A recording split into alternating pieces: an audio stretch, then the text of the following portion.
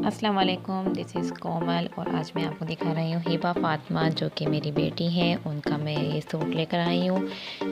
ये जो है सूट वो ढोलकी के बैंड में भी पहन सकते हैं आप, उपटन मायो जो होता है उसमें भी पहन सकते हैं। तो मैं ये सूट ढोलकी के लिए लेकर आई हूँ हिबा फ़ातिमा के लिए। तो ये आप देख सकते हैं कि ऑरेंज कलर का सूट है, शर्ट है ऑरेंज कलर की और ब्लू जो है वो इसका ट्राउज़र है। इस पे मैंने ऑरेंज लेस लगा ली है।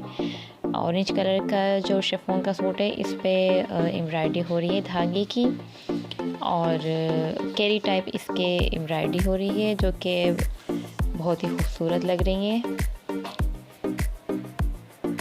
और ब्लू कलर का जो है ये मैंने ट्राउज़र लिया है, इस पे बनारसी की सेल्फ प्रिंट में बन जा रहे हैं और हल्की हल्की एम्ब्रॉयडरी भी हो रही है।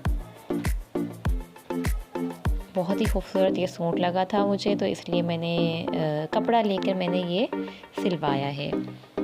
ये मैंने अलग से कपड़ा लिया था और ये ब्लू भी अलग से कपड़ा लिया था, तो ये मैंने फिर इसका स्टिच करवाया है हिबा फ़ातिमा के नाप का। तो आप कमेंट में ज़रूर बताएं कि आपको ये सूट कैसा लगा।